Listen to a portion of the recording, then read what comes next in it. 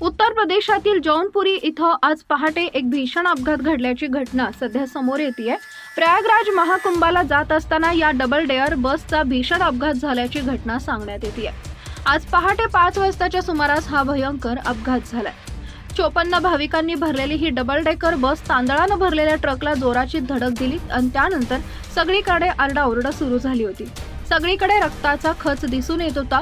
हे 54 भाविक बसमध्ये झोपलेल्या अवस्थेत असताना त्यांच्यासोबत हा अपघात घडला आणि त्यानंतर बसमध्ये बसलेल्या 54 भाविकांसोबत जे काही भयंकर घडले ते ऐकून तुमच्याही अंगावर काटा येईल। नेमकं काय घडलं ते पुढे बघा। त्या अगोदर आपल्या चॅनलवर नवीन असाल तर चॅनलला सबस्क्राइब जरूर करा, जेणेकरून अशा प्रकारच्या अपडेट्स या तुमच्यापर्यंत पोहोचत राहतील। जौनपूरच्या बादलपूर पोलीस स्टेशन परिसरातील सारोखानपूर इथं हा अपघात झाल्याचं सांगण्यात येत आहे। भाविकांनी भरलेली डबल डेकर बस प्रयागराज कुंभाला जात असताना बसनं मागून तांदूळ भरलेल्या ट्रकला धडक दिली। घटनेनंतर लोकांनी कसा तरी आपला जीव वाचवला। ही धडक इतकी भीषण होती की बसचा पुढचा भागाचा अक्षरशः चुराडा झालाय।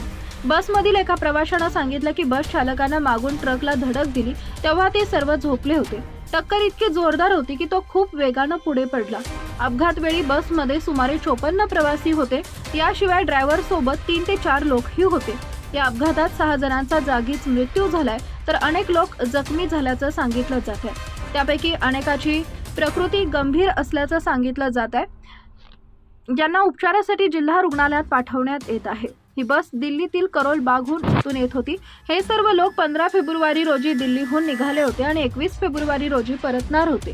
हे सर्वजण प्रयागराज कुंभ स्नानासाठी दिल्लीहून निघाले होते, मात्र वाटेवरच त्यांच्यावर काळानं घाला घातला।